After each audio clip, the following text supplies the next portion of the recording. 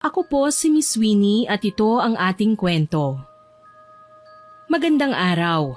Ako po si Vanji, 25 anyos sa kasalukuyan.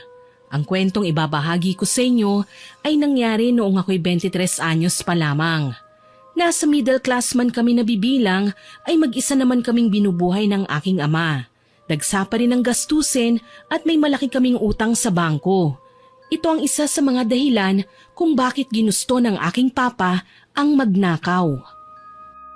Sumimple lang kayo, nak. Mauna kayo sa labas at may gagawin pa ako. Go pa! Alam ko na kung ano yan. Support ako sa'yo. Ate, pati ba naman ikaw kukonsintihin ang ginagawa ni Papa? Alam mo, Vanji, napakaingay mo. Mamaya niyan mahuli pa si Papa eh. Halika nga dito. Let's go! Bakit po ba kasi kailangan pang gawin ni Papa yan, te? Hindi ba pwedeng asahan na lang niya ang sweldo niya? Paano kapag nahuli siya? Gaga, nag-iisip ka ba? Alam mo namang hindi sapat sa mga kapritsyo natin ang sweldo ni Papa. Kakainin lang yun ang konsumo natin. Alalahanin mo, nag-aaral ka pa. Oo, graduating ka. Pero marami pang gagastusin hanggang sa makapagtapos ka. Bakit kasi hindi mo ko gayahin? Oh, tignan mo. Para na rin akong mayaman dahil sa mga alahas na suot ko. Ikaw para kang muchacha. Ang yabang mo talaga kahit kailan, ate. Marami namang paraan, hindi ba? Kung tutulungan lang natin si Papa, magtrabaho din tayo. Tigilan mo nga ako dyan sa kaartihan mo, ah. Marami nang gumagawa ng ganito sa ngayon. Hindi mo na kailangang magpakabait dahil mahirap ang buhay. Aanhin natin ang kabutihan kung mukha naman tayong palaboy. Hinila ako ni ate palabas ng lugar na yon. Hindi man lang niya ako binigyan ng pagkakataon makapagrason pa. Nasa isang malaking jewelry shop kami kung saan nagtatrabaho si Papa. Siya ang store manager kaya minsan siya ang nahuhuling lumabas ng building. May kalakihan ang nasabing jewelry shop at kumpleto sa mga binibentang alahas. Araw-araw may bagong dating na stocks at ewan ko ba, nagagawa ni Papa na dayain ang inventory kaya siya nakakakuha ng nagagandahang relo, hikaw, singsing, kwintas at bracelet. Binibigay niya ang mga yon sa amin. Kagaya ngayon, nasa loob na kami ng kotse nang dumating ang aming ama. Pa, ano po yung dala mo? Regalo ko para sa inyo, nak. Heto, isukat mo. Babagay sa iyo yung relo na yan. Aba, may parelo ka pa ha? Paano naman ako pa? Huwag kang mag-alala, anak. May regalo din naman ako para sa iyo. Heto, kwintas na may mga diamante. Wow, mukhang mamahalin to pa. Thank you po. Ipapakita ko na naman to sa aking live stream mamaya. Si Ate Vina, todo pagmamalaki sa bigay ni Papa. Hindi man lang siya nakakaramdam ng takot na baka may nakakita na sa aming ama o di kaya matuklasan ng may-ari na nabawasan ng mga alahas sa shelves. Ako naman ay mahiyain at matatakutin, kaya hindi ko magawang ipagmalaki ang mga bagay na binibigay niya sa akin. Hanggat maaari nga, tinatago ko na lang ang lahat ng bigay niya dahil ayokong maging dahilan pa yun ng problema. Bilang isang estudyante, halos hindi pa ako nakaka-move on sa pambubuli sa akin ng mga kilalang anak ng politiko na schoolmates ko sa university. Madalas nila akong pag-initan at ipahiya sa klase. Paano kapag nalaman nilang isang magnanakaw ang papa ko? Siguradong hindi lang sakit ng katawan ang aabutin ko, dagdag pa ito sa malaking kahihiyan. Pa, pwede po bang itigil mo na ang pagnanakaw? Ako ang natatakot para sa iyo eh. Pwede kang mapahamak niyan. Anak, minsan, kailangan nating isipin ang ating mga sarili. Nakakasawa din na palagi ka na lang natatakot gumawa ng mga bagay-bagay. Kung hindi ako magnanakaw, baka magtagumpay na ang bangko na ilitin ang bahay natin. Ayokong mawala ang kaisa-isang alaala ko sa inyong mama. Kaya sige na, tama na yan. Umalis na tayo. Ang dami mo pa kasing arte, Vanji. Puro katakot, masama, konsensya. Ay, pwede ba? For once maging selfish ka naman? Aba, kahit kumayod ng husto si Papa, hindi niya basta-basta mabibili ang mga bagay na ganito. Isa pa, nakita mo naman, nakapag-aral ka dahil binibenta namin ang iba sa mga nakukuha niya sa jewelry shop. Kaya itigil mo nga yung pag-iinarte mo. Napayuko ako. Alam ko naman na karamihan sa perang ipinambabayad ko sa universidad ay galing sa benta nila ate sa ninakaw ng mga alahas ni Papa. Pero hindi talaga maalis sa akin ang mag-alala. Kaya naman kinabukasan, nakipag-usap ako sa aking boyfriend na si Carl. Love, ano bang dapat kong gawin? Natatakot na ako eh. Ayokong dumating ang araw na sa kulungan pupulutin ng ate at papa ko. Sige pa rin ba sa pagnanakaw ang papa mo hanggang ngayon? Oo eh. Nagpapasalamat nga ako sa'yo na kahit alam mo ang totoo, hindi mo sila sinusumbong sa kahit na sino. Pinoprotektahan mo pa rin kami. Mahal kita, love. Kaya lahat ng mahal mo, iniingatan ko. At kung sa tingin mo hindi na talaga tama ang ginagawa nila, pwede tayong mag-isip ng paraan para matigil na nila ang kanilang ginagawa nang hindi na kinakailangan ipahuli sa mga pulis. Paano ba, love? Kakausapin ko si Lola Selma. Sa mga sitwasyong ganito, alam niya kung ano ang gagawin. Talaga ba? Ano bang gagawin ng lola mo? Hindi ako sure kung gusto mo siya makilala eh. Pero gusto mo bang turuan ng leksyon ng ate at papa mo? Oo, ayoko nang gumawa sila ng mga kalokohan eh.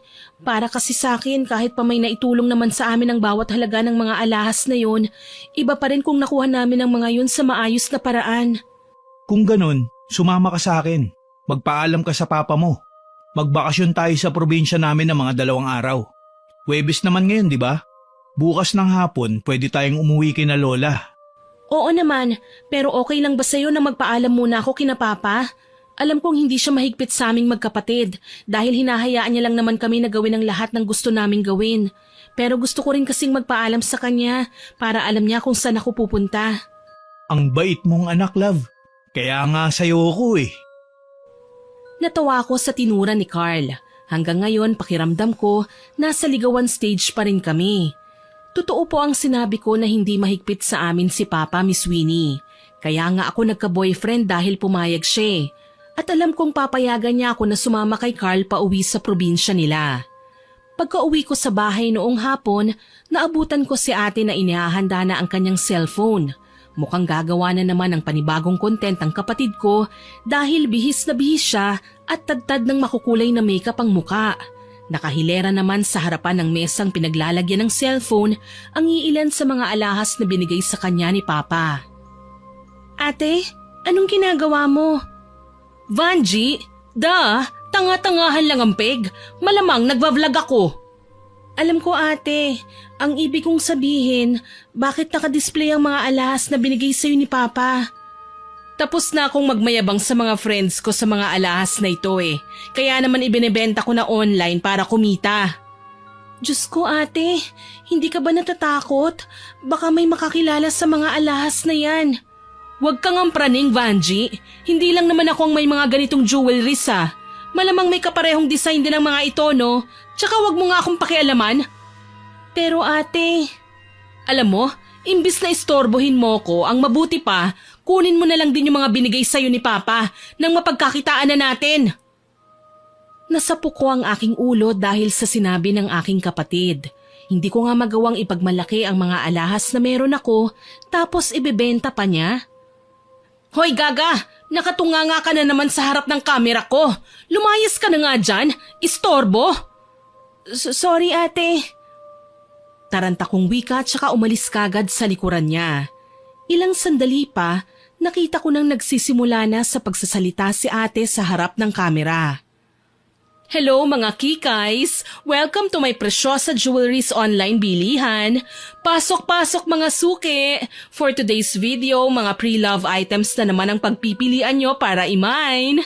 Take note, mura lang, for as low as 5,000 depende sa design, carats at sa classification ng jewelries natin. Kung gusto nyong maging kagaya ko na maging beautiful, sexy at mayaman, magandang investment to para sa future nyo mga kikays. Ako na talagang natatakot sa ginagawa ng kapatid ko. Kahit ang pananalita niya nagtutunog mayabang na. Sambit ko sa sarili ko at tumalikod na lang tsaka nagtungo sa kusina. Habang nakaupo sa upuan at nakatitig sa cellphone kong nasa dining table, inalala ko kung kailan nagsimula ang bisyo ni Papa na magnakaw ng mga alahas sa store na pinagtatrabahuhan niya. 2 years ago yun, nang mamatay si Mama sa atake sa puso dahil nalulong si Papa sa sugal. Hindi niya ikinatuwa nang malaman niyang nagkautang si Papa sa bangko at ginawang collateral ang bahay namin. Sinisi ni Papa ang sarili at dinala ang konsensya hanggang sa mapagtanto niyang kaya niyang gumawa ng paraan para mabayaran ang utang. Nagsimula siya sa pagkupit ng kita sa kaha hanggang sa maisipan niyang pakialaman ang inventory ng sa gayon madaya niya at makakuha ng mga alahas. Halos 2 taon niya ring ginagawa yun. Binubukod niya ang napagbebentahan ng mga alahas para mabayaran ang utang sa bangko paunti-unti, samantalang si ate naman ipinagmamayabang sa kanyang mga kaibigan ang natatanggap na mga alahas. Sa dami nun, madali siyang magsawa kaya binibenta niya kalaunan online para maging pera. Nakatulala ako sa mesa nang pumasok si Papa. O anak, nandyan ka pala. Ano, kumain na ba kayo ng ate mo? Eto oh, may dala akong lechon manok, paborito mo. Pa, wala po akong gani. Bakit anak? Ayaw mo ba ng manok? Gusto mo magpa-deliver tayo ng liempo? Okay lang po ako, Pa. Hinintay po talaga kita. Bakit anak? May sasabihin ka ba? Pa, saludo po ako sa inyo. Kasi kahit kayo na lang po ang magulang namin ni ate, hindi nyo kami pinabayaan. Inalagaan at pinag-aral nyo kami ni ate. Mahal na mahal ko po kayo, Pa. Parang alam ko na naman kung saan pupunta ang usapang ito anak. Pagsasabihan mo na naman ba ako tungkol sa pagtigil sa ginagawa ko? Pamali po ba ako? Ayoko lang naman pong mapahamak kayo eh. Ako din naman nak, ayokong mapahama kayo. Ayokong kapag hindi ako gumawa ng paraan para mabayaran ang utang sa bangko ay babawiin ang bahay natin. Tapos ano, titira tayo sa lansangan? Ayokong maging isang kahig isang tuka tayo anak. Ayokong gumawa kayo ng mga bagay na ikapapahamak ng mga sarili ninyo. Ayokong pagdaanan nyo ang hirap na dinanas namin ng mama mo noon. Nakilala ko si Papa bilang isang mahinahon at mapagmahal na ama. Oo nga po at nagpapakita siya sa amin ng mga maling gawain, kagaya ng pagnanakaw, masakit lang isiping ginagawa niya yon dahil ito ang inaakala niyang tama. Sa unang pagkakataon, narinig ko siyang nagtaas ng boses sa akin. Lumuha. Kita sa itsura niya na mababa ang tingin niya sa sarili niya. Pa? Mahirap lang kami noon anak. Ang mama mo labandera. Ako naman, pa-sideline-sideline lang. Halos hindi ko mabilhan ng mga gamit sa panganganak ang nanay mo noon. Hanggang sa makapasok ako sa jewelry shop. Isa lang akong ordinaryong janitor. Pero hindi mabait ang amo ko anak. Nalaman kong isa siyang sindikato. Pumapatay siya ng tao para mapanatiling lihim ang kanyang mga iligal na transaksyon. Ibig niyo pong sabihin, galing din sa masama ang pinuhunan para sa jewelry shop? Tama ka anak. Sa katunayan, front lang ang jewelry shop para hindi makita ng otoridad ang maruming negosyo sa likod ng magandang imahe ng may-ari nito. Kaya ako nagdanakaw dahil alam kong galing din sa masama ang perang kinikita nila. Kahit sandamakmak pa ang alahas na kunin ko, hindi sila maghihinala. Pa, hindi po tayo kagaya nila. Halang ng mga kaluluwa nila eh. Pati ba naman kayo susunod sa yapak nila? Pa, hindi pa naman huli ang lahat para magbago. Vanji, ano na naman ba yung sinasabi mo kay Papa? Pinahihinto mo na naman siya sa pagnanakaw ng mga alahas, ano? Kahit kailan talaga atribida ka. Hindi pwedeng wala akong bagong alahas bukas. Nangako na ako sa mga kaibigan ko na ipapakita ko sa kanila ang mga alahas na manggagaling kay Papa. Naririnig mo ba yung sarili mo, ate? Heto na naman tayo. Sana naging santo ka na lang, Vanji. Pati ang mga balahibo ko nagsisitaasan sa kabanalan mo eh. Diyan ka na nga. Mauna na ako anak. Alam kong masama ang ginagawa ko. Pero ito ang alam kong makakabuti para sa inyo. Hindi na ako magbabago. Tinalikuran na ako ni Papa pagkasabi niya noon. Ni hindi na namin nakain ang binili niyang lechon manok. Naiipit ako sa sitwasyon sa pagitan ng aking prinsipyo at pamilya. Ano ba ang pipiliin ko? Kapag nagpakabuti ako, ang ate at papa ko naman ang mapapahamak. Pero kapag hinayaan ko na lang silang gawin ang gusto nila, mabubuhay kami ng marangya, pero kinakarma na ang mga kaluluwa namin kahit buhay pa. Kahit alam kong nagtatampo si Papa, puno ng respetong nagpaalam pa rin ako sa kanya. Pa, sasama po pala ako kay Carl bukas. Dadalawin po niya ang lola niya. Ikaw ang bahala. Pa, galit ka ba sa akin? Hindi ko naman po ginustong masabihan kayo ng ganun eh. Nag-aalala lang po talaga ako sa inyo. Saka ka na mag-alala kapag nasa kulungan na ako. Sige na, iwanan mo na ako. Wala akong nagawa nang itaboy na ako ni Papa. Sabi ko nga, hindi big deal sa kanya ang pag-alis-alis namin ni ate ng bahay. Mas nag-aalala siya kung may makain man kami o wala. Papasok na ako sa aking kwarto nang tumunog ang cellphone ko. Kaagad kong tinignan kung ano yun. Isa palang notification. May nagpasok ng pera sa e-wallet ko at mapait akong napangiti nang makitang galing yun kay Papa. Ayaw niyang magkaproblema ako sa pagbabiyahe kaya sinigurado niyang may dala akong pera. Huminga na lamang ako ng malalim tsaka nagpa siyang matulog ng maaga. Umaga pa lang ay maingay na si ate sa ibaba. Naabutan ko siyang ipinagmamalaki kay Papa ang mga nabenta niya mula sa ninakaw nilang alahas. Nagkunwari akong hindi sila nakita pero tinawag ako ni Ate Vina. Vanji, tignan mo! Ito ang halaga ng napagbentahan ko sa alahas na binigay ni Papa. 38,000. Ang laki, hindi ba? Kung hindi ka pa sana nagdrama kahapon at binigay mo na lang sa akin ang mga tinatago mong alahas, malamang mas malaki ang kita ko ngayon. May pang-outing kami ng friends ko. Bakit mo inoobliga ang sarili mo na ilibre sila, ate? Hindi naman talaga tayo mayaman eh. Tsaka nilalapitan ka lang ng mga kaibigan mo dala ng akala nila marami kang pera. Kontrabida ka talaga kahit kailan. Wala ka na bang magawang tulong para sa pamilya, Vanji? Aba, lagi na lang kami nag-a-adjust sa'yo ah. Pwede ba? Isipin mo naman kami paminsan-minsan. Ang dami mong kaartehan sa katawan. Ano ba? Hindi ba kayo tatahimik? Ang aga-aga bangayan kayo ng bangayan. Hindi ba pwedeng magkita kayo at magkausap sa maayos na paraan, ha? Sorry po, Pa. Mangiyak-ngiyak na hindi ako sumabay sa kanila sa pag-aalmusal. Nagmamadali ako sa pag-alis at sa bahay na lang nila Carl nagpunta. Hindi ko na mapigilan ng sarili kong isumbong ang nararamdaman ko sa aking boyfriend. Habang pinagsasabihan ko sila, mas lalong nagiging masama ang tingin nila sa akin. Gusto ko lang naman na ihintunan nila ang mga ginagawa nila eh. Ayokong umabot pa sa puntong mapahamak ang mga mahal ko sa buhay. Eh kung ganyang ayaw naman pala nilang makinig sa'yo, talagang kakailanganin mo ang tulong ni Lola. Ano ba kasi ang kayang gawin ng lola mo? Basta, hindi ko pwedeng sabihin dito eh. Alam mo na, marami tayong kapitbahay. Baka may makarinig. Kahit kluman lang, wala ka bang balak na ibigay sa akin? Magtiwala ka lang. Hindi basta pagtigil sa pagnanakaw ang gagawin ng papa mo. May matututunan pa siyang leksyon. Sumang-ayon ako sa sinabi ni Carl. Mapagkakatiwalaan ko naman siya eh. Alam kong hindi siya gagawa ng mga bagay na siguradong ikapapahamak ko at ng aking pamilya. Kinahapunan nga, bumiyahe kami papunta sa probinsya nila. Halos 2 oras naming binaybay ang kalsada. Maya-maya pa, huminto kami sa harapan ng isang luma pero 2-story na bahay. Gawa yun sa tabla at kawayan.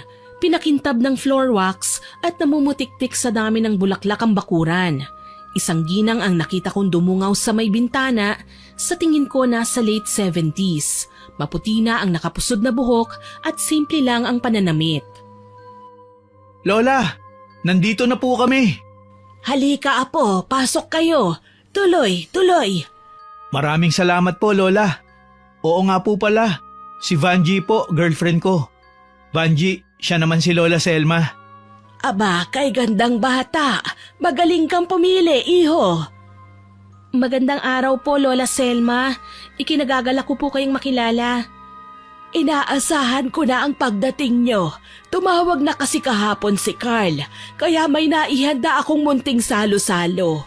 Ang mabuti pa dito na tayo sa kusina magkwentuhan. Sige po.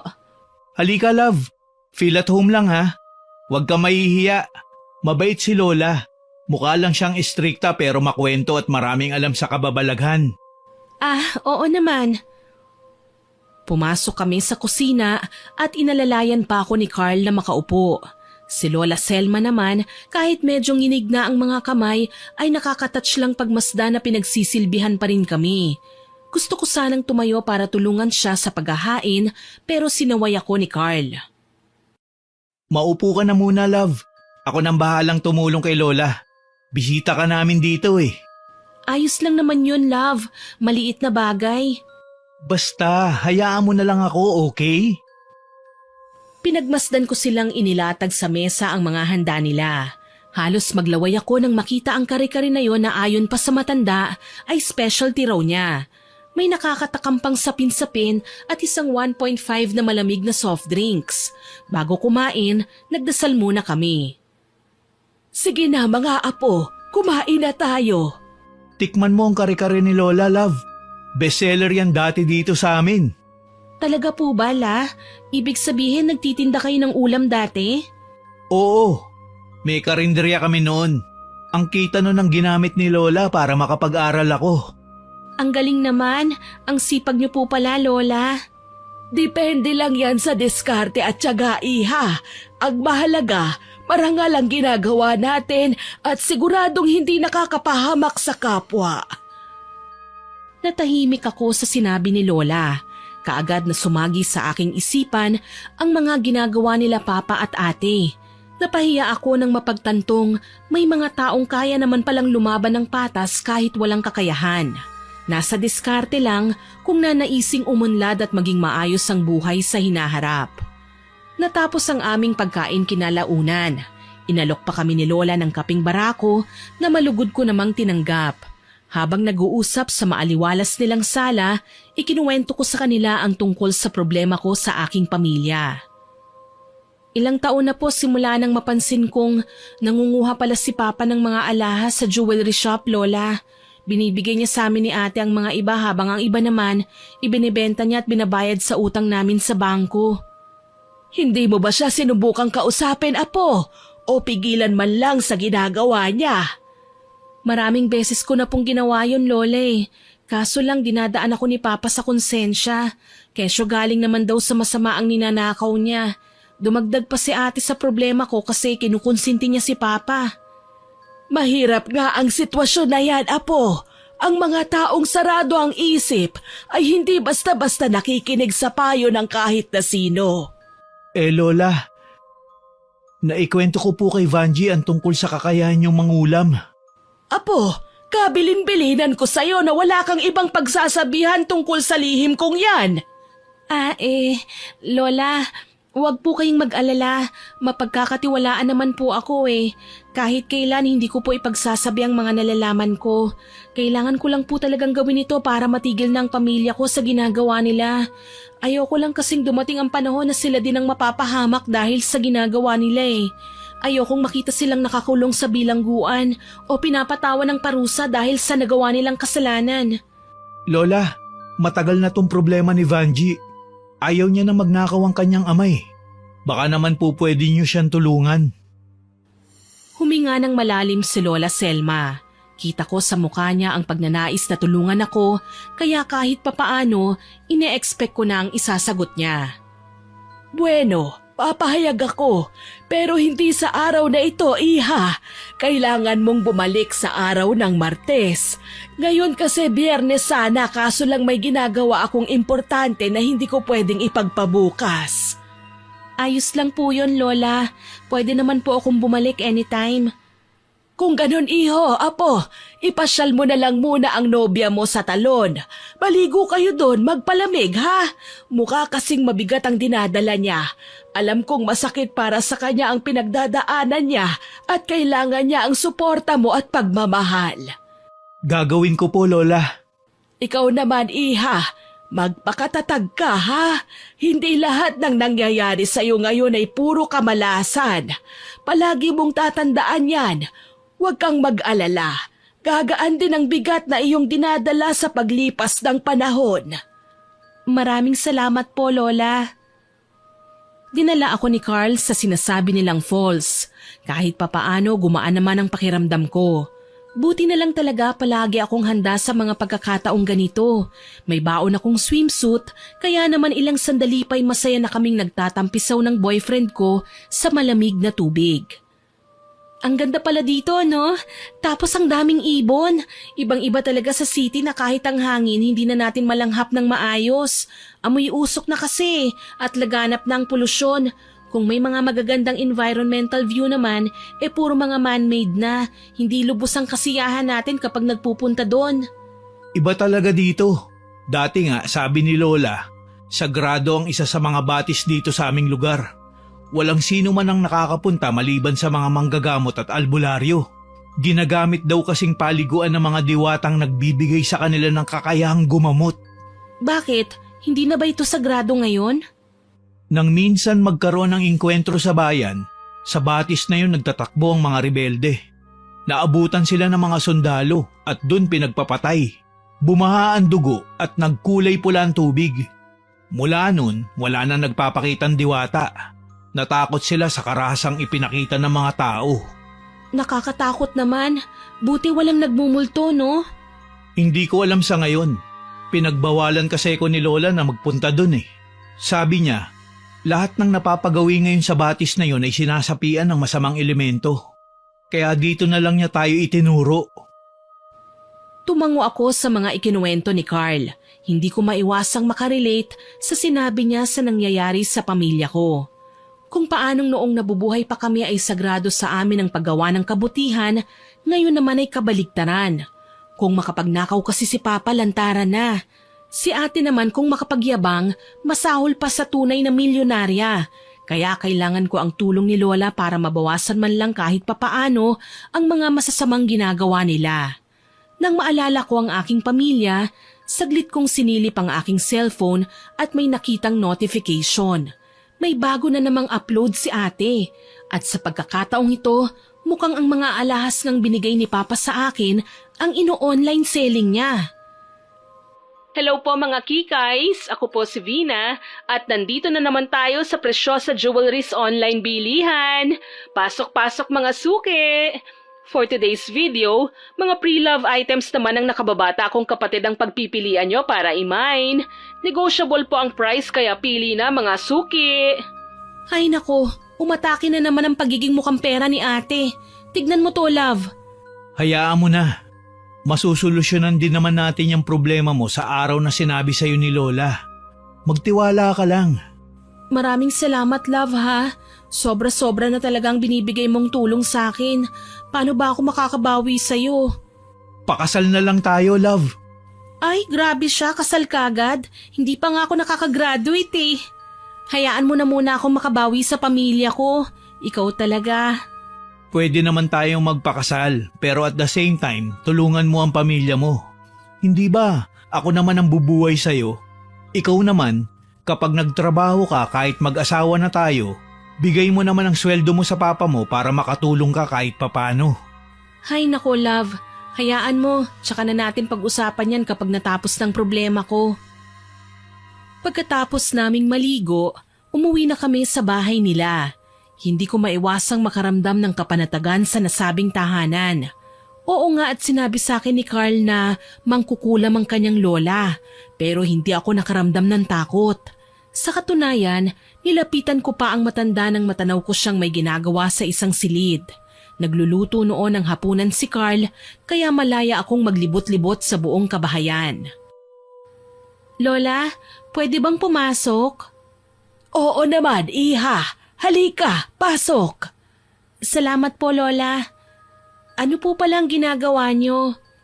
May sinasala akong langis, iha. Ito ang ginagamit kong pamahid sa mga taong nagpapagamot sa akin. Manggagamot din po pala kayo? Isang babaeng bersyon ng albularyo, iha. Mananambal ang tawag sa akin. Pero yung sinabi po ni Carl na... Totoo yun, iha. Marunong akong mangulam. Pero hindi ko ito ginagawa ng walang dahilan. Minsan ginagamit ko ang nasabing kakayahan para magbigay ng aral sa mga taong nagkasala. Ano po bang eksaktong gagawin po natin? May mga dala ka bang mahalagang gamit ng papa at ate mo dyan? Naku, wala po, Lola eh. Pero may litrato po ako. Mas mainam yan. Di bale, ibigay mo sa akin ang litrato nila, pero lagyan mo ng kumpletong pangalan, ha? Sige po, Lola. Sinunod ko naman ang kanyang sinabi sa akin. Kinuha ko ang mga daladala kong larawan nila Papa at Ate sa aking wallet. Sinulat ko ang kanilang mga pangalan at ibinigay yon kay Lola. Hindi ko pa ito magagawa sa ngayon. Pero sa araw na sinabi ko sa'yo kanina, balikan mo ko ha? Kailangan maaga dahil sa gabi natin gagawin ang nasabing ritual. Tatandaan ko po, Lola. Ibinaling ko na muna ang atensyon ko sa ibang bagay. Nagpaalam ako sa matanda at nagpunta naman sa kusina. Napansin ko, may pinto doon papunta sa likod bahay. Nagpasya akong lumabas at magpunta roon. Tahimik sa bandang yun kaya nagpasya akong tawagan sina Papa. Nakailang ring lang naman ang cellphone at sinagot naman yun kaagad ni Papa. Anak, napatawag ka. Kumusta po kayo dyan, Papa? Ayos lang naman kami, anak. Ikaw, kumusta kayo ni Carl dyan? Pasensya na ha. Baka magtaka ka kung nasa ang mga bigay kong alahas sa'yo. Kinuha ng ate mo kanina eh. Nakita ko nga po ang vlog niya, Pa. Huwag kang mag-alala, anak. Sa susunod na linggo, aalis uli ako. Pipiliin ko ang mga magagandang disenyo para sa'yo. Pa, hindi bali na po. Hindi ko naman kailangan ng mga alahas eh. Aanhin ko po yun kung hindi ko naman masisiguradong ligtas kayong makakauwi sa bahay. Iba to, nak. Sa pantalan namin kukunin ng mga alahas. Delivery yun galing sa ibang bansa. Wag, Papa! Mas delikado po yan! Wala ka nang magagawa, anak. Nakaplano na ang lahat. Pinatayan ako kagad ni Papa ng cellphone. Hindi ko na siya marinig sa kabilang linya. Mangiyak-ngiyak kong dinayal ulit ang kanyang numero pero hindi ko na siya makontak. Naabutan ako ni Carl sa ganitong itsura nang sumunod siya sa akin sa bakuran. Love, ano nangyari sa'yo? Bakit ka umiiyak? Si Papa kasi. Huwag mo na silang alalahanin ha. Ngayon lang nila magagawa yan. Sa susunod, hindi na. Hindi ko alam kung tama ba ang ginagawa ko. Gusto kong pigilan ng pamilya ko. Pero pinamumukha nilang mali ako eh. Masama bang maging concern ako para sa kalagayan nila? Kung nabubuhay lang ngayon si Mama, alam kong hindi niya gugustuhin maging ganito si Papa. Tapos si ate, sa halip na pigilan niya ang ginagawa ni Papa, pinapangalandakan pa niya sa lahat. Ipinagmamayabang niya ang bawat piraso ng alahas na ibinibigay sa kanya. Hindi sumagot si Carl nang tuluyan na akong mag-breakdown. Nilabas ko ang lahat ng nadarama kong sama ng loob. Wala siyang ibang ginawa kundi aluin at alalayan ako hanggang sa tuluyan na rin akong mahimasmasan. Kalaunan, sinabay na niya ako papasok sa bahay. Inalalayan palapit sa kusina at sumalo sa kanila ni Lola na kumain. Tinapik pa ako ng ginang sa balikat na para bang alam niya ang dahilan ng pagluha ko. Mula nang makapagbakasyon ako sa bahay ng lola ni Carl, pansin ko may nag-iba na sa papa at ate ko nang umuwi ako. Pareho silang matamlay. Nagtaka ako, kilalang energetic si ate. Maingay at nakakasira ng araw kapag pinapatulan ng mga hirit niya. Nilapitan ko siya at nagtanong. Ate, ayos ka lang ba? Huwag mo na akong pansinin. Okay lang ako. Umalis ka na nga, baka masira pang mood ko eh. Ate, nararamdaman kong hindi ka okay eh. Ano ba kasi yun? Pagod lang ako, okay? Wala kang dapat na ipag-alala sa akin. Bakit ka ba kasi tanong ng tanong? Nakakainis ka na ah.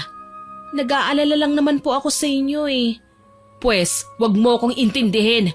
Nakakapanibago yung mga hirit mo eh. Mas lalo akong naiinis. Wala akong nagawa kundi ang layuan na lang si ate. Alam ko naman na mas lalo siyang magagalit kapag pinagpilitan ko pa ang sarili kong lapitan siya. Sa halip, si Papa na lang ang pinuntahan ko. Malamang naghahanda na siya ngayon para sa pagpasok sa trabaho.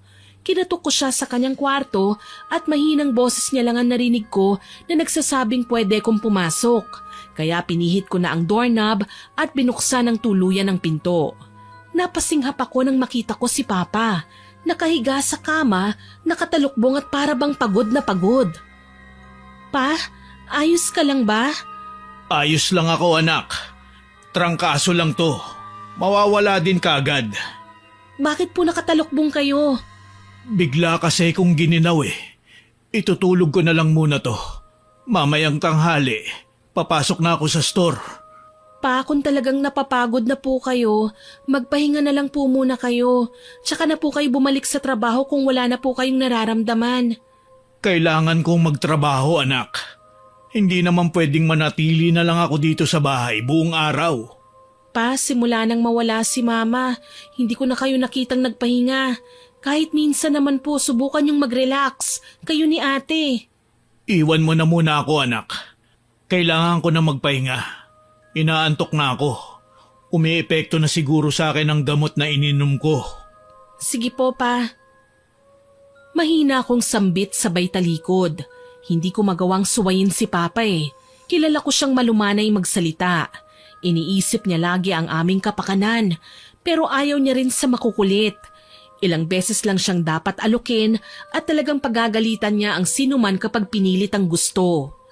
Pumasok ako sa eskwelahan ng araw na yon.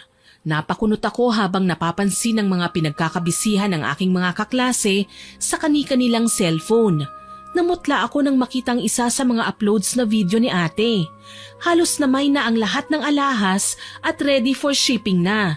Pero isa sa mga minors ang nagtanong kung saan tindahan ba nabibili ang mga alahas ni ate dahil halos kapareho yun ng mga tinda sa isang kilalang store na walang iba kundi ang jewelry shop na pinagtatrabahuhan ni Papa.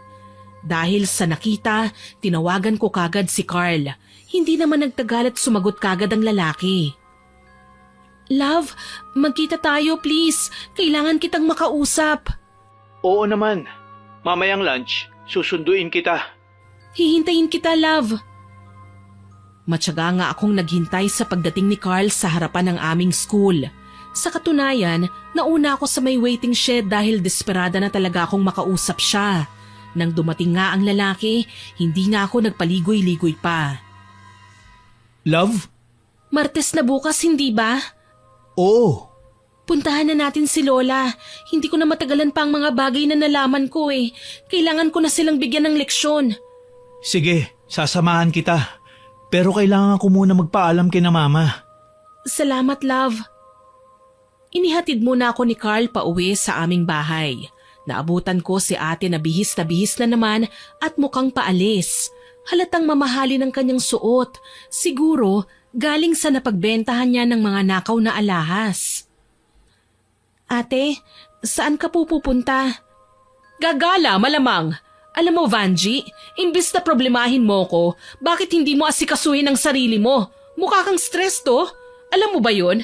Ilang araw na lang mukha ka ng mas matanda kesa sa akin. Grabe ka naman sa akin, ate. Concern lang naman ako sa inyo eh. Alin?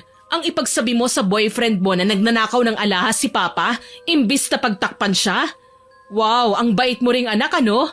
Lalong ang bait mo ring kapatid. Ipinapahiya mo na kami. Akala mo hindi ko nalalaman? Madalas kitang makitang kausap ang boyfriend mo sa phone. Gaga, huwag ka masyadong magtitiwala. Anong malay mo? Pinapaasa ka lang yan tapos sasaktan ka lang pala.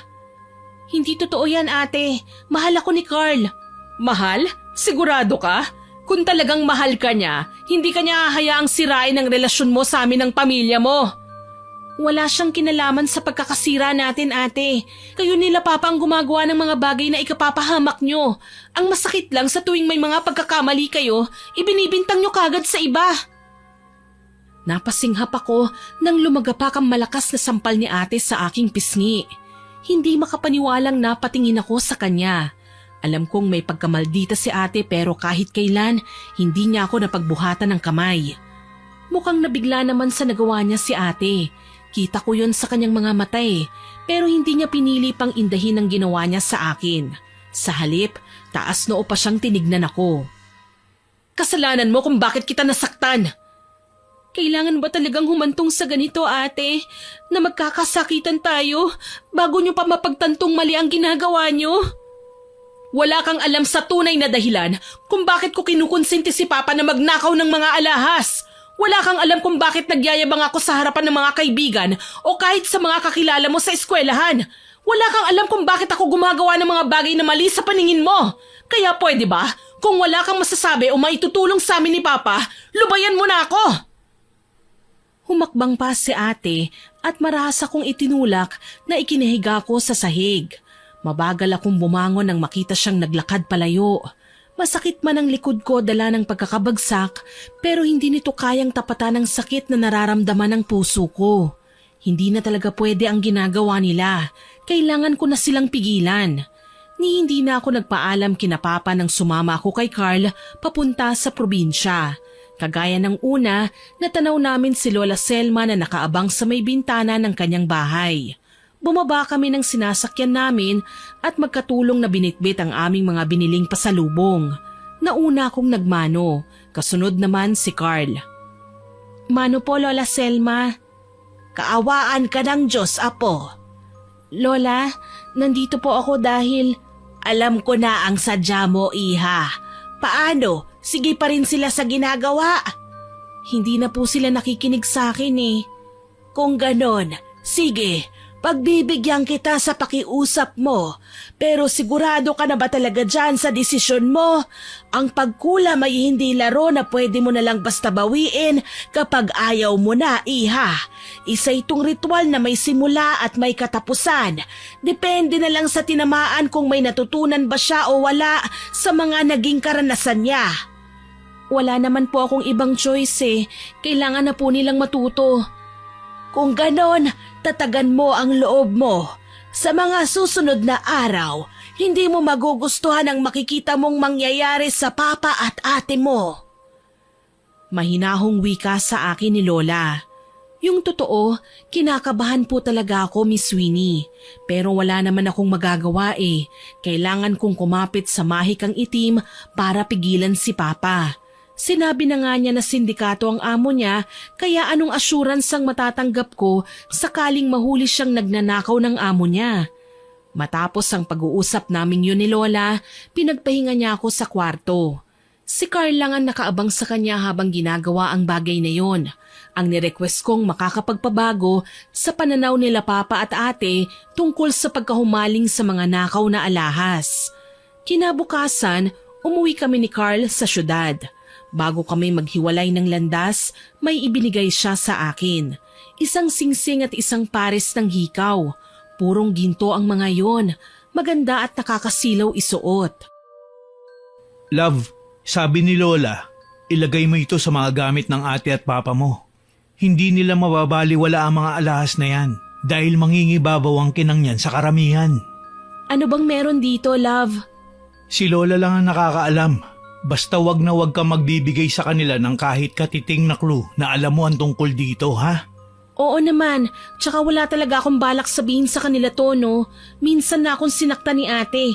Baka mamaya tamaan ulit ako sa kanya. Ayoko nang maulit ang ginawa niya sa akin. Talaga? Nagawa yun ng ate mo? Masakit man aminin pero oo, nagawa niya yun. Kaya nga ayoko nang magtanong sa kanya ng kung ano-ano eh. Tumango si Carl at niyakap na lang niya ako. Ramdam ko ang pagdamay niya sa bigat ng nararamdaman ko. Kahit papaano, naging maayos naman ang pakiramdam ko. Pagsapit ng hapon, una akong dumating sa bahay. Wala pa si ate o si papa. Mukhang gagabihin sila ngayon kaya ako nang nagluto ng hapunan sa kusina. Sinarapan ko ang luto sa adobo para siguradong mapapasabak sa kainan ng aking ate at papa. Pareho nilang paborito ang adobo kaya alam kong pati ang huling piraso ay pag-aagawan nila. Nang maayos ko na ang hapagkainan, napatingin ako sa orasan. Pasado 7:00 na. Huminga ako ng malalim at nagsimulang maglakad papunta sa ikalawang palapag ng bahay. Diretso sa kwarto ni Papa.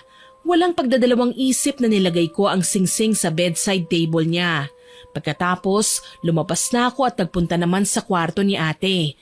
Tinumbok ko kagad ang jewelry box niya at ipinatong sa loob ang pares ng hikaw. Tsaka ako nagmamadaling lumabas at umaktong walang nangyari.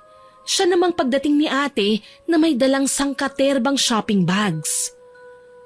Nariyan ka na pala ate, may niluto pala ako adobo, paborito niyo ni Papa.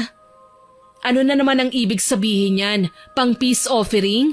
Hay nako, hindi mo ako makukuha sa pagbabait-baitan mo. Ate, wala naman po akong ibang intensyon sa pagluluto ng adobo eh. Sakto kasing ako ang nauna dito sa bahay kaya nagluto na lang ako. Tsaka palagi ko naman tong ginagawa kahit noon pa.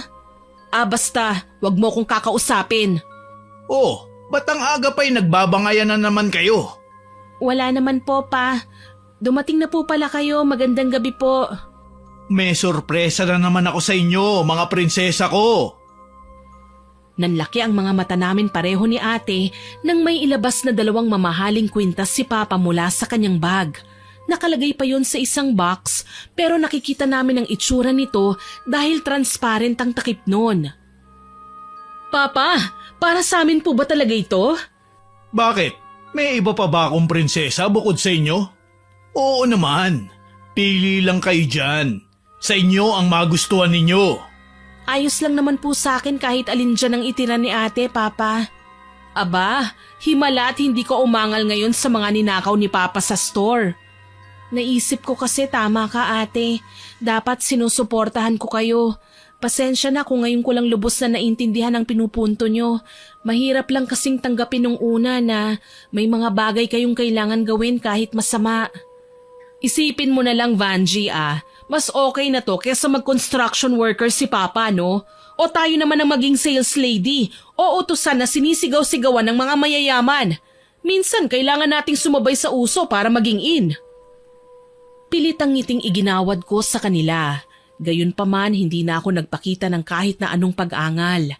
Tutal naman, oras na maisuot na nila ang singsing at hikaw, makikita ko na ang tunay na leksyon na dadanasin nila at titiyakin kong hindi na nila nanaisin pang magnakaw. Sana lang talaga mapatawad ako ng Panginoon sa nagawa ko sa kanila.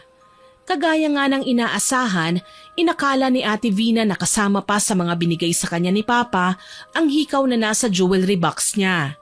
Habang nakasilip ako sa siwang ng bahagyang bukas niyang pinto, nakita ko ng suot niya yun. Kagaya ng nakagawian, kinuha niya ang cellphone at pinagyayabang na naman sa social media ang suot niyang alahas. Bagong bili to ng papa ko guys, worth 3 million from Italy. Not for sale ha?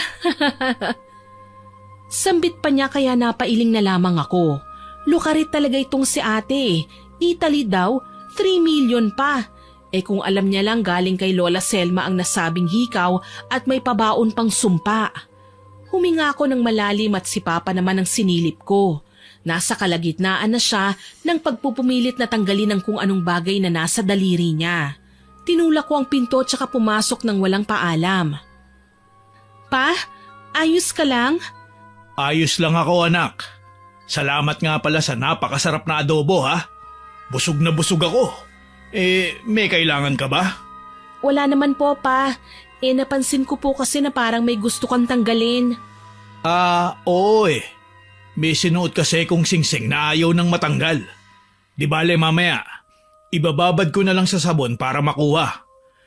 Bigla kasing humigpit Okay po pa.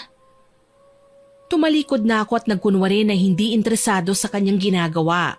Pero sa totoo lang, kinakabahan talaga ako. Hindi ko nga alam kung paano pa matatanggal ni Papa ang singsing na humihigpit sa kanyang daliri Gabi na, nakahiga na ako sa kama nang marinig ang ungulan sa kabilang kwarto. Tinig na nahihirapan, nasasaktan. Bumangon ako at pinuntahan si ate. Nakita ko siyang nakasandal lang sa higaan.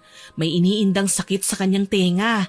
Halos hindi niya kasi maihiga ng maayos ang kanyang ulo Ate, ano pong nangyayari sa'yo? Nangangati kaninang tenga ko nang isuot ko ang bigay na hikaw ni Papa kahit nang tanggalin ko na, makati pa rin hanggang sa heto na magana. Diyos ko ate, pulang-pula na ang tenga mo Sinubukan mo bang lagyan ng alkohol? Nalagyan ko na nga kanina pero walang epekto. Parang yung pamamaga, gumagapang na sa ulo ko kaya ang sakit. Ang sakit! Ha? Si Papa? Pupuntahan ko muna si Papa. Nagtatakbo ko papunta sa kabilang kwarto. Naabutan ko si Papa na pumapalahaw habang duguan ang kanyang daliri. Natataranta naman akong lumapit sa kanya. Papa? Pa? Anong nangyari sa inyo? Pa? Hindi ko alam anak. Masakit ang daliri ko. Pakiramdam ko mapuputol na ito. Diyos ko, anong gagawin ko? Mangiyak-ngiyak na muli akong bumalik sa aking kwarto. Nakita ko kasing nagdugo na ang tenga ni ate. Nanginginig na dinayal ko ang numero ni Carl. Mabuti na lang, ilang ring lang at sumagot kagad ang lalaki sa kabilang linya. Love, napatawag ka. Sina Papa, love, parang hindi ko na kaya. Nasasaktan ako na nakikitang nagdurusa sila. Love, hindi ba? Sinabi na ni Lola sa'yo na kailangan tatagan mo ang loob mo kapag naisagawa na ang kulam? Pero natatakot kasi ko eh. Baka kung anong mangyari sa kanila. Shh! Kumalma ka lang, okay? Huwag ka mag-alala. Pupuntahan ko kayo. Ilang sandali pa, dumating din kagad si Carl. Tinulungan niya akong i-check sina Papa at Ate hanggang sa makapagdesisyon ako na dalhin na sila sa ospital. Ayaw sana ni Carl pero nagpumilit ako kaya wala siyang nagawa kundi ang tumawag ng ambulansya. Sa emergency room kagad dinala ang dalawa. Kumalma ka lang, love. Magiging okay din ang lahat. Kailangan nilang pagdaanan yan para matuto sila. Ngayon lang ako nakakita ng ganitong klaseng karamdaman. Hindi ko akalaing totoo pala talaga ang kulam. Talagang totoo, love. Pero huwag kang mag-alala. May sariling panggaling ang kulam. Yun ay kung matututo sila sa mga pagkakamali nila. Sigurado ka ba? Baka naman… Sige, para matahimik ka, kausapin mo si Lola sa cellphone ko. May iniwan naman akong telepono sa kanya kaya pwede natin siyang tawagan kahit anong oras. Oo na, natatakot lang kasi ko eh. Lalo na nung nakita ko ang dugo sa kamay ni Papa. Ano pala ang sabi ng doktor? Wala pa raw findings eh. Wala silang makitang dahilan kung bakit nangati ang tenga ni Ate Vina. Si Papa naman hindi pa natatanggal ang singsing sa kamay niya. Delikado raw kaya baka ipaputol daw ng doktor. Alam mo kasi, hindi na sana natin sila dapat na dinala rito, love. Alam naman natin kung ano talaga nangyayari sa kanila. Kusa lang na mawawala ang kung anumang kababalaghang nangyayari sa kanila kapag oras na. Hindi ko kagad nasagot ang tinuran sa akin ni Carl. Alam ko naman na may pinag-usapan kami ng lola niya. Pero hindi ko akalaing mas nakakatakot palang tignan ng ganitong sitwasyon ng personal. Parang biglaan. Gayunpaman, inuuwi namin sina Ate at Papa sa bahay. Binigyan naman sila ng gamot ng mga doktor na umasikaso sa kanila at inischedule na lang sila sa follow-up check-up. Mabuti na lang, tila ba nakinig din ng mga karamdaman nila sa ininom nilang gamot. Papa, kamusta na po ang pakiramdam niyo? Ayos lang naman ako, anak. Ang ate mo, ano nang kalagayan niya? Hayun po, nalulungkot. Hindi raw kasi siya makapag-vlog. Marahil, allergic lang kami sa alahas na nasuot namin. Hindi bale, hindi na namin susutin ang mga ito. Dahil medyo lumiit na ang maga sa daliri ni Papa, nagawa na niyang tanggalin ang singsing. Ayun nga lang, sumugat ito sa kanyang balat na para bang bumaon kaya kailangan naming magpa-inject ng anti-tetanus para hindi na mamagang muli ang kamay niya. Si Ate naman, pinagbawalan ng gumamit o magsuot ng mga alahas na hindi na check kung hypoallergenic ba. Siguro hindi para sa akin ang hikaw na yon. My goodness, daig ko pang sinumpa. Parang mabibiyak ang ulo ko eh. Talaga ba, Ate? Oo, nagtataka nga ako eh. Bakit ikaw hindi ka man lang nagka-allergy? Ate naman, kailan mo ba ako nakitang sinuot ang mga alahas na bigay sa atin ni Papa? Eh hindi ba ikaw lang din halos ang nagsusuot nun? Kahit na, nakakapagduda lang eh. O baka naman may ginawa ka para magkaganito kami. Ano naman ang ibig mong sabihin, Ate? Baka pinakulam mo kami. Hindi malayong mangyari yun, ano? Ayaw mo sa ginagawa namin, hindi ba? Ate naman, saan mo nakuha ang ideyang yan? Ate, huwag ka na nga mag-isip ng kung ano-ano. Wika ako sa kanya pero ang totoo kinabahan ako. Ang talas talaga ng pakiramdam ni Ate. Mabilis siyang makahalata ng mga bagay-bagay kaya inisip ko sana naman wag na siyang magsalita ng kahit na ano na hindi ko kayang pagtakpan. Baka lang kasi maibuking ko ang sarili ko. Bunga lang yan ng imagination mo, Ate. Diyan ka na nga muna, ikukuha kita ng tubig. Wag mo nga akong talikuran, Vanji. Hindi ka makakapagsinungaling sa akin. Ate… Tumayo si Ate Vina at kahit hirap gumalaw, nagawa pa niya akong sampalin. Hindi lang isa, kundi magkabilaan. Akala mo ba hindi ko alam? Ilang beses kang umaalis at kinabukasan ng bumabalik. Hindi mo naman masabi ko anong ginagawa niyo ni Carl. Sisiraan mo na naman ba si Carl, Ate? Ang bait na nga niya sa inyo eh. Tapos ganyan pa ang igaganti mo? Hindi totoo yan. Isa sa mga kaibigan ko ang nagkwento sa akin. Kilala niya ang lola ng boyfriend mo. Isang mangkukulam. Sa katunayan, takbuhan pang lola ni Carl ng nanay ng kaibigan ko. Hindi ako nakapagsalita dahil sa narinig. Noon pa lang, booking na ako. Kaso lang bigla akong natakot at hindi na malaman kung paano magpapaliwanag sa kanila. Kaso, dumating si Papa. Vina, Vanji, ano na naman ang ibig sabihin nito? Yang anak mo pa, pinakulam tayo. Ano bang pinagsasabi mo? Pa, wala po akong kinalaman sa sinabi ni ate. Huwag po kayong maniwala sa kanya. Halos pumalahaw ako sa pagtanggi sa mga paratang ni ate na kahit alam kong totoo ay wala akong balak na ipaalam. Namumutlang hinarap ko si ate na noon ay galit na galit sa akin. Walang ya ka? Traidor ka? Sarili mong kapatid ipapapatay mo? Pati si Papa, isinali mo pa sa kahibangan mo? Pa, hindi po totoo yan. Wala po akong ginawa, wala po talaga. Wala? Sigurado ka ha? Eh kung tanungin kaya natin ngayon ang boyfriend mo nang magkaalaman na. Wala siyang kinalaman sa mga sinasabi niyo. Wala! Totoo ba, Vanji? Sabihin mo sa akin kung totoo ba ang sinasabi ng ate mo. Huwag ka nang magsinungaling pa! Umigkas muli ang mga kamay ni ate at sinabunutan naman niya ako. Hindi ko naman magawang ipagtanggol ang sarili ko. Alam kong mahirap pero natatakot akong gantihan si ate. Ayokong lumalapang nangyayari sa tenga niya, lalo na't konektado pa rito ang sakit sa ulo niya. Ate, tama na po. Nasasaktan na po ako. Sigurado ka? Masakit ba? Kulang pa nga yan sa mga ginawa mo. Tigilan niyo yan! Tama na! Tama na! Napasigaw kaming dalawa ni ate nang umangat ang kamay ni Papa at tumama sa mukha ni Ate Vina. Lumagapak ng husto ang kanyang pisngi. Sa lakas ng pagkakasampal ni Papa, sumadsad si ate palayo at tumama sa mesita. Papa! Pa! Tama na! Sobra na ang ginagawa mo, Vina. Nananahimik lang ako, pero alam ko kung ano ang ginagawa mo. Ako bang sinisisi niyo ngayon? Oo, sobra na ang pang-aapi mo sa kapatid mo. Pero pa! Muling sinampal ni Papa si ate.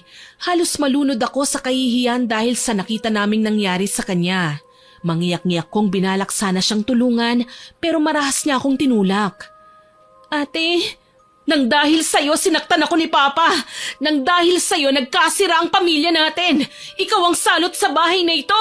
Palibhasa may kakapalan ng mukha mo dahil kinakampihan ka ni Papa. Naging mabuhay ang pagtayo ni ate. Tinalikuran naman kami ni Papa. Wala akong nagawa kundi ang mapaiyak ng husto. Sinisisi ko ang sarili ko dahil sa lahat ng nangyari.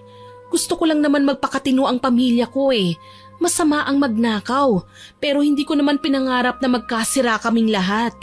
Nang dahil sa pagnanais kong maging maayos ang pamilya namin, nagkandamalas-malas pa rin kami. Napahikbi ako nang tinulungan ako ni Papa na makabangon. Nakukonsensya ako. Papa, patawarin niyo po ako. Hindi ko lang po mapigilang sagutin si ate. Anak, mukha man akong masama sa paningin mo, pero wala akong balak na ipahama ka. Mahal na mahal ko kayo ng ate mo. Hindi ko nga lang matanggap na kailangan niyong magtalo nang dahil lang sa simpleng pagkakasakit namin. Hindi ko masabi sa kanya ang tungkol sa paglapit ko kay Lola Selma. Siguradong sa pagkakataong ito, si Papa naman ang magagalit sa akin. Kaya naman palihim ko na lang iniiyak sa kwarto ang sama ng loob ko dahil sa sitwasyon namin. Sinabi ko kay Carl ang lahat. Masama ba akong anak at kapatid, love? Tingin kasi sa akin ni ate, traidor eh. Kesyo gusto ko raw siyang patayin, na may balak daw akong masama sa kanya. Hindi ko na alam kung anong gagawin ko. Hindi kanya maiintindihan kasi nga nilamon siya ng galit. Mabilis niyang nahulaan ang nangyari sa kanya. Pero ang problema lang, hindi mo masabi kasi nga totoo. Kakausapin ko si Lola. Ipapahinto ko na ang pagkulam niya sa kanila. Sa tingin mo papayag si Lola? Mahigpit kong sinabi sa kanya na desidido na ako sa desisyon ko. Wala namang mawawala kung susubukan natin makiusap. Mabuting tao si Lola. Sa bawat kulam na ginagawa niya, hindi niya intensyong pumatay ng tao. Hindi ganyan ang lola ko, love. Wala naman akong sinasabing ganun, love. Huwag ka naman magsalita sa akin ng ganyan. Ikaw na nga lang ang kakampi ko eh.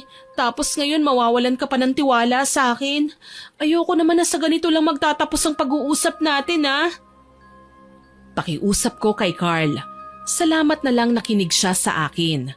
Kahit papaano hindi niya ako iniwan. Kampante akong malaman na may balikat pa rin akong masasandalan. Pagka-uwi ko sa bahay, todo kaba ako nang malamang aalis na naman si Papa. Nakahanda na ang mga gamit niya. Maging si ate na kailan lang ay nasampal na ni Papa, bihis na bihis at mukhang sasama din sa kanya. Papa, saan po kayo pupunta? Hindi lang ako anak, tayong tatlo. Ngayong araw darating ang mga delivery ng alahas mula sa kliyente ng amo ko galing abroad. Ako ang nakatukang sasalubong pero habang inihahatid ko ang mga alahas sa store, ang ate mo naman ang pagkakatiwalaan ko sa inventory. Nagkaayos na kayo ni Papa, ate? Bakit? Akala mo ba habang buhay na kaming hindi mag-uusap ni Papa? Anak niya ako. Natural na lalapit ako sa kanya at hihingi ng tawad kahit ikaw ang may kasalanan. Nagsisimula na naman kayo. Pwede ba? Itigil nyo na yan? Alam mo kasi mahal kong kapatid, nagkasundo kami ni Papa na pagkatapos magawa ang kailangan naming gawin sa mga kukunin naming alahas, pupunta tayo sa albularyo. Papatunayan mo ang sarili mo kung gaano kakalinis. Patutunayan mo na wala kang kasalanan. Nakaramdam ako ng takot dahil sa kanyang sinabi. Pupunta kami sa albularyo. Kapag nangyari yon, magsasagawa ng pagtatawas at malamang lilitaw na ako ang salarin kung bakit sila nagkasakit. Wala naman akong magawa dahil mas lalong makakahalata si ate kapag tumanggi akong sumama. Halos gusto nang sumabog ang ulo ko sa dami ng alalahanin. Habang papalapit kami ng papalapit sa may pantalan, panay naman ang tawag ko sa lahat ng santo at santa. Ate, mapapahamak po tayo kapag kumuha kayo ulit ni tatay ng alahas. Tama na po, itigil na natin ito. Malapit na tayo anak. Ayoko nang umatras. Ngayon pa na marami ang makukuha natin. Siguradong magiging milyonaryo na tayo. Pa! Pwede ba, Vanji? Tumahimik ka nga sa kakangawa. Ang arte-arte mo eh. Lihim akong napaiyak. Hanggang sa dumating kami sa pantalan, wala akong nagawa. Marami-rami ang kinuha ni Papa at dito ako mas natatakot. Siguradong hindi lang mawawanted si Papa kapag nagreklamo ang amo niya. Malamang ipapatay pa kaming tatlo. Dumiretso kami sa albularyo pagkatapos naming makuha ang mga alahas. Si ate, kahit medyo magapa ang tenga, hindi pinansin ang pananakit nito. Sinukat ang mga pulseras, kwintas sa trelo habang bumabiyahe kami. Panay pa ang pagyayabang niya sa mga kaibigan niya sa social media na kesyo na sa ibang bansa raw kami at nagliliwaliw habang namimili ng mga alahas. Anak, pumili ka na. Sige na. Ang matitira dyan ay ibebenta natin para makumpleto ko na ang kabuuang bayad ng utang natin sa bangko. Magiging atin na uli ang bahay. Wala nang kukuha nito sa atin. Hindi po tayo ligtas sa amo niyo, pa. Kapag nalaman niya yung ginagawa niyo, malamang magwawala siya at hindi na tayo pakakawalan. Hindi mangyayari yun. Dahil planado ko na ang lahat. Kaya sige na. Makampante ka na dyan. Malapit na tayo sa bahay ng albularyo na gagamot sa amin ng ate mo. Bakit po sa albularyo? Bakit hindi sa ospital? Ito kasi ang pakiusap ng ate mo. Huwag kang mag-alala. May tiwala ako sa iyo, anak. Alam kong hindi mo magagawa ang sinasabi niya sa akin. Mahal mo naman kami, hindi ba? Opo naman, pa. Mahal na mahal ko po kayo. Wika ako sa kanya pero halos pumiyok ang boses ko nang sabihin yun. Hindi na lang ako nagsalita at piniling ituon ang aking tingin sa kalsada. Kahit gabi na, kitang-kita ko pa rin ang pamilyar na kalsadang tinatahak namin. Parang papunta kina... Oh, narito na tayo. Sa wakas, malalaman ko rin ang totoo. Ay, teka. Papa, sigurado ka bang ito ang bahay ng albularyo? Bakit nakikita ko si Carl sa itaas? Siya ang nagrekomenda sa akin ng mananambal, iha. Halika na, magpagamot na tayo. Hindi ko alam kung matutuwa o makakahinga ng maluwag sa aking nalaman. Sina Lola Selma pa rin pala ang haharap sa amin at magtatawas kina Papa. Lumapit naman sa akin si Carl tsaka ako pa simpleng binulungan. Huwag kang mag-alala. Hindi ka mapapahamak. Alam ni Lola ang ginagawa niya. At sa pagkakataong to, totoong gagamutin niya na ang papa mo at ate. Maraming salamat, love. Sobrang laking bagay nitong ginawa mo para sa akin. Akala ko talaga mabubuko na ako eh. Hindi ko na alam kung anong gagawin ko. Hindi na kasi kami magkasundo ni ate eh. Nakatatak na kasi sa isipan niya na kinulam ko siya. Na totoo nga naman. Shh! Huwag na natin pag-usapan yan. Baka marinig ka nila. Mapahama ka pa. Huwag kang malungkot. Magiging okay din ang lahat, ha? Saka huwag ka nang iiyak. Oo naman, love. Niligtas mo ko eh. Mahal kita, love. Hindi ko man maibigay sa iyong lahat ng gusto mo. Magagawa naman kitang tulungan sa abot ng makakaya ko. Sapat na para sa akin yun. Ganon din naman ako. Halika na. Tignan natin kung ano na ang ginagawa ni Lola kina Tito at Vina. Lumapit kami sa silid na kinaroroonan nila. Parehong nakaupo sina ate at papa. Nakapikit. Si Lola Selma naman kumindat sa akin. Umuusal siya ng mga dasal sa mabilis na paraan. Halos hindi ko nga mahabol ang pagsasalita niya. Maliban pa doon, may halong Latin ang inuusal niya. Mukhang hindi normal ang karamdaman na pinagdaraanan nyo, iho. Ano pong ibig niyong sabihin, Ale? May nababanaag akong ninakaw na alahas. Ipinagmamayabang sa kahit na sino. Isinusuot at ipinapakita sa maraming tao. Nabati kayo. Nabati kami? Kaming dalawa ni Papa? Oo, nabati kayo.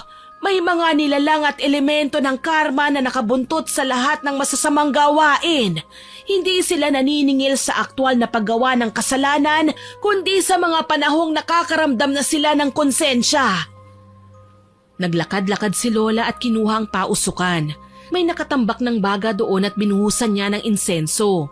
Tinapat niya ang makapal na usok kina Papa at ate, para bang may tinataboy na masamang espiritu. Ano hong gagawin namin ngayon? Pasensya na, iho, pero kailangan niyong mangumpisal. Ano?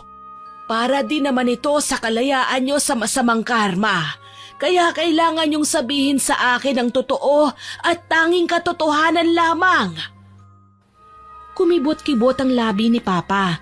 Alam kong nahihirapan siyang sabihin ang totoo. Maliban pa doon, nakakahiya naman talaga kung tutuusin. Kahit sinong magulang, ayaw ipagkalat ang lahat ng iligal nilang ginagawa, mabuhay lang ang kanilang mga anak. Pero sa labis kong gulat, nagsimulang magsalita si Papa. Nalulung ako sa sugal noon. Nilustay ko ang ipon naming mag-asawa. Ginamit at ginastos ko sa mga walang kwentang bagay. Nagawa ko pang isanla ang bahay at lupa namin sa bangko hanggang sa hindi na kinaya ng misis ko ang matinding sama ng loob. Inatake siya sa puso. Ang mga pinaghirapan namin, inubos ko noon sa sugal. At sumama ng gusto ang loob sa akin ng asawa ko dahil pareho kaming nanggaling sa hirap. Ito ang dahilan kung bakit siya namatay. Papa! Sinisisi ko ang sarili ko. Kaya naman ako naghanap ng trabaho. Hindi naging madali ang buhay para sa akin. Hanggang sa maging janitor ako sa jewelry store ng amo ko ngayon. Magpatuloy ka. Nakikinig ako. Nagsumikap ako hanggang sa kalaunan. Tinaas niya ang posisyon ko. Dito ko na lamang hindi lang siya simpleng negosyante. Isa siyang sindikato. Ang mga alahas na binibenta niya, galing sa kita niya sa pagde-deliver ng mga iligal na armas. Nagsilbing front lang ang alahas para hindi makwestiyon ang isa pa niyang negosyo. Alam mo naman palang masama ang amo mo. Bakit nagtagal ka pa sa kanya? Kapag hindi ako nag-isip ng paraan, pwedeng mailit ang bahay at lupa namin. Ayokong mawala ang kaisa-isang alaala na iniwan sa akin ng aking asawa. Kaya naman tinatagan ko ang sikmura ko at nagnakaw. Gumaya ka nga sa amo mo. Kaso nga lang siya naman ang pinagnakawan mo. Nasaksihan ko kung ilang beses siyang pumatay ng tao. Para sa kanya, laruan lang ang mga kagaya natin. Kaya naman naisip ko, bakit hindi ko na lang samantalahin ng pagkakataon na makakuha ko ng mula sa kinikita niya nang hindi niya napapansin. Papa, hindi mo po kailangang sisihin ang sarili mo sa pagkawala ni Mama. Alam ko anak, pero bata pa lang si Vanji, nagkasakit na siya ng malubha. Kinailangan kong mag-isip ng paraan para gumaling siya. Alam mo naman ang sitwasyon ng kapatid mo, hindi ba? Kaya nga po tumutulong ako sa inyo, hindi ba? Totoong pinagyayabang ko ang mga bigay niyong alahas sa social media. Pero ginawa ko lang naman yon para lubayan si Vanji ng mga bullies na nanakit sa kanya noon. Hindi makapaniwalang lumingon naman ako kay ate.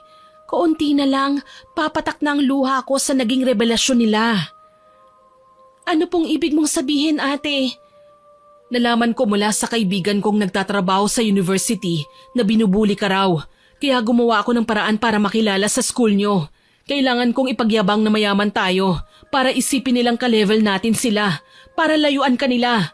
Yung kinikita ko naman sa mga pre-love na alahas, ginagamit kong panglibre sa mga bullies. Kaya sa halip na awayin kanila, sila pang nagtatanggol sa'yo sa mga taong nagbabalak ng masama. Bakit ngayon mo lang sinabi yan sa akin, ate? Bakit tinago niyo sa akin ang totoo? Kasasabi lang ni Papa, hindi ba? May sakit ka dati. Ayaw na naming bumalik yon kaya napilitan kaming gumawa ng masama para sa'yo. Hindi ka ba nagtataka kung bakit ang luwag-luwag ni Papa sa'yo? Kasi hinahayaan kanyang gawin ang mga bagay na ikasasaya mo. Hindi ako ang spoiled sa pagmamahal ni Papa, Vanji. Ikaw! Napaiyak na nga ako ng tuluyan dahil sa aking mga nalaman. Niyakap naman ako ni Carl para makaamot ng lakas mula sa kanya. Hindi ko alam. Wala akong kaalam-alam. Sa mga panahon pala na nagngingit-ngit ako dahil may ginagawang masama sina Papa at ate, hindi ko akalaing ako pala ang pinoproteksyonan nila. Hindi ko alam na para sa akin ang pagsugal nila sa kaligtasan nila. Dahil sa mga pinagtapat sa akin ni ate, naisip kong magpakatotoo naman. Lumuhod ako sa harapan nila at umiyak. Halos halikan ko ang kanilang mga paa habang humihingi ng tawad. Ate, Papa, sorry. Dahil sa akin nagkasakit kayo. Dahil sa kakitiran ng isip ko nasaktan ko kayo. Inuna ko pa ang husgahan kayo kaya sa alamin ang dahilan kung bakit nyo ginagawa ang mga bagay na ito. Matagal ko nang alam yon, Vanji. Hindi lang ako nag-react kasi hindi ko naman akalaing titirahin mo kami ni Papa sa ganitong paraan. Tsaka pinapatawad ka na namin. Mahal na mahal kita. Nag-iisa lang kitang kapatid eh. Alam namin na ikaw ang nagpakulam sa amin, anak. Ipinaliwanag sa akin ni Carl ang totoo. Naiintindihan naman kita. Ayaw mo lang kaming masaktan. Pero huwag kang mag-alala. Yung alahas na kinuha natin sa amo ko, may blessing na yun ni Chief, nakakonsyaba ko. Ano pong ibig niyong sabihin? Ilang buwan na rin akong naging asset ng hepe sa ating lugar. Habang nag-iimbestiga sila tungkol sa mga illegal na deliveries ng baril, binibigay ko naman sa kanila lahat ng nalalaman ko tungkol sa amo kong sindikato. At bilang kabayaran, hinahayaan niya akong kunin ng mga alahas dahil hindi naman ito kasama sa kukunin nila. Isa pa, hindi ako pinangalanan kaya safe pa din tayo kahit papano. Ayon kay Chief, tulong na daw niya yon para mabawi natin ang bahay at lupa. Diyos ko, ang laki pala ng naging kasalanan ko sa inyo ni ate. Kalimutan mo na yon. Sorry din at halos lamunin kita sa galit noong nag-away tayo. Tinawag mo kong mayabang eh. Mayabang ka rin naman kasi ate. Pero buti na lang talaga at hindi kayo tuluyang nagpalamon sa kasamaan. Nabawi ko na ang bahay at lupa natin, mga anak. Titigil na ako sa ginagawa ko. Isa pa, ayoko maputulan ng daliri. Napakasakit pa naman ang ginawa mo. Oh, kita nyo na. Dapat kasi nag-uusap-usap kayong magkakamag-anak bago kayo nagtitirahan. Ikaw, Gary, huwag puro awa sa anak na kahit gumagawa ka na ng masama, ayos lang basta mapakain mo sila. Mali yun. Ikaw naman, Vina, itigil mo na yung kaka-vlog mo. Aba kung aliw na aliw ka, maa-addict ka sa kapopost ng content mong yan. At ikaw naman, Vanji, magpakasal na kayo ng apo ko at gusto ko na ring makakarga ng apo. Nagtawanan kaming lahat sa sinabi ni Lola Selma. Nang mga sandaling yun, kinuha na niya ang karamdaman nila ate at papa, alam ko. Sadyang tinuruan lang niya ng leksyon sina papa at ate, maging ako, para mas maging mabuti pang tao. Lumapit ako kina papa at ate. Nahihiyang niyakap ko sila. Sorry, Vanji nasaktan kita. Nabigla lang si ate. Hindi ko naman talaga gustong saktan ka eh. Kaso lang nalaman ko ang ginawa mo. Kaya nanggigil ako noon. Bakit kasi nagawa mo kung ipakulam eh? Pasensya na po kayo sa nagawa namin ni Vina. Si Vanji naman kasi masyadong nag-alala sa inyo. Natatakot na baka raw makulong kayo. Hindi na namin uulitin ang mga pagkakamaling ginawa namin. Natutunan na namin ang leksyon. Maraming salamat naman. Kahit papaano, gumaan ang loob ko sa naging takbo ng pag-uusap namin nila Papa. Sa katunayan, nang bumalik kami sa syudad, ay ipinakilala niya kami sa naging kaibigan niyang hepe at nagpasalamat. Minwestrahan pa kaming wag nang mag-iingay tungkol sa kinuha ni Papa na alahas. Alam naman niyang kailangan daw namin yun.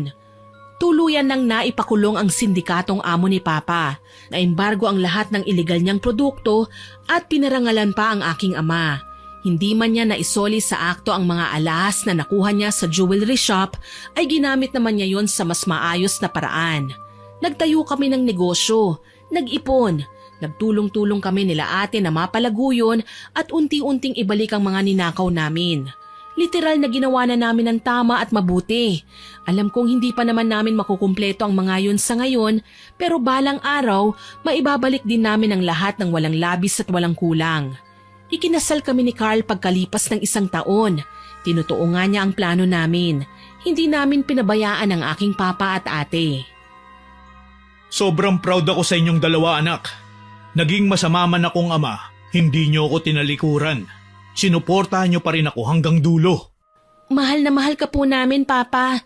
Tsaka katuwang niyo po kami sa hirap at ginhawa. Higit sa lahat, sumbungan po namin kayo sa lahat ng nagawa naming kalokohan.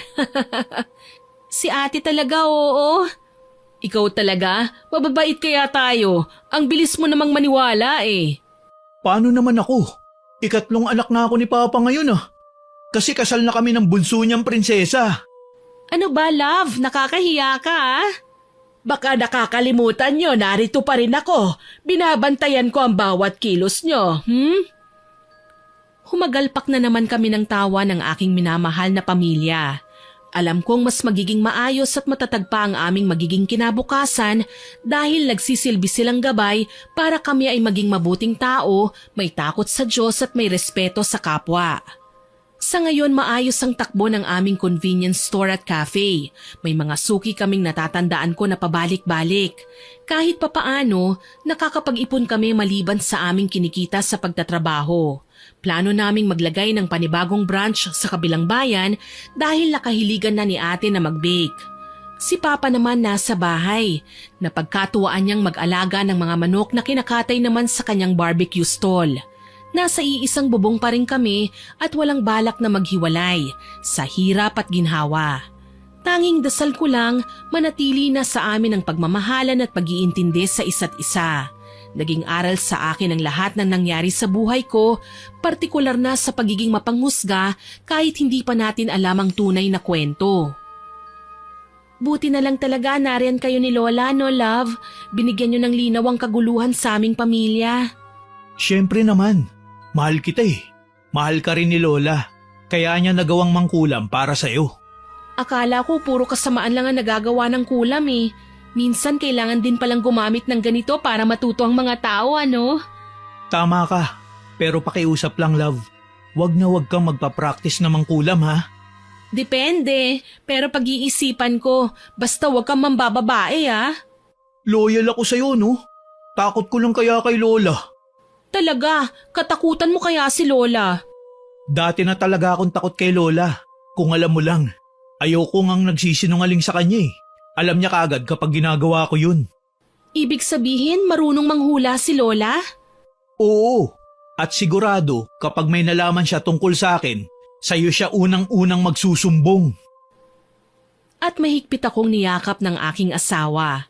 Alam ko naman na ako lang ang mahal niya eh. Ilang beses na rin niya itong pinatunayan. Mula sa pagdamay sa akin sa mga problema, pagtulong sa mga panahong kailangan ko siya, at sa pagmamahal niya sa aking pamilya. Hanggang dito na lamang po. More power po sa inyong channel at God bless. Sana po ay nagustuhan niyo ang aking ibinahaging kwento. Pero bago ko po tapusin ito, hindi makukumpleto ng walang shoutout sa masusugid nating listeners. Shoutout po kay It's Me Scorpio, kay Maraya at sa Castro family, kay Resel Galope, kay Jamaica Loresco Lopez, kay Jack Abella na nag-comment sa Dalagang Inggitera upload. Ang sabi po niya, huwag kang maiinggit sa friend mo, dapat nga maging proud ka.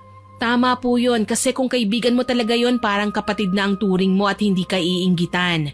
Salamat po sa pagko-comment, Jack. Shoutout din po kay Sir Ernesto Esparza, kay Maria Teresa Balsacao at kay Nat Saga. Hello din po kay Judith Fajardo, kay Aiza Mendoza at sa mga kaibigan niyang nakikinig sa atin sa Saudi Arabia. Hello po sa inyo dyan. Shoutout din po kay Ma'am Vilma Lonsaga, kay Kathy Alfonso, kay RJ Florano na birthday po ngayong September 23. Happy birthday po, sir! Hello din po kay Juvie Vergara, sa Galedo family, kay Ma'am Elizabeth Dunca, kay Ma'am Celestina Sigua, kay Irish Lisay at sa Granado family, sa Lisay at Mendez family from Sorsogon. Happy listening po sa inyo dyan. Shoutout din po kay Sandra Ilarde at sa Trio Store from Tuguegarao City, kay Ma'am Kimberly Espanola na nag-comment din po sa Dalagang Inggitera upload. Salamat po ma'am sa pagko-comment ninyo. Hello din po kay Mara Malyanao II, kay Angel Canceller, kay Maria Jane B.I., kay Camille Galicia from Bohol at sa Kisa Japanese Restaurant. Hello po sa mga nakikinig dyan. Shoutout din po kay Rowena Payman, kay Ma'am Nancy Makasakit, kay Maria Therese Alimios, kay Arian Baluyot at sa anak niyang bunso na si Natalia na nag-birthday. Belated happy birthday, Natalia! Hello din po kay Ma'am Susan Castor Joseco, kay Yan Urmanita from Spain, kay Josephine Castillo, kay Vela Bulls, kay Bernadette de Ocampo, at kay Risa Angeles at Empress Angeles. Salamat po sa inyong lahat na nag-comment at nakinig.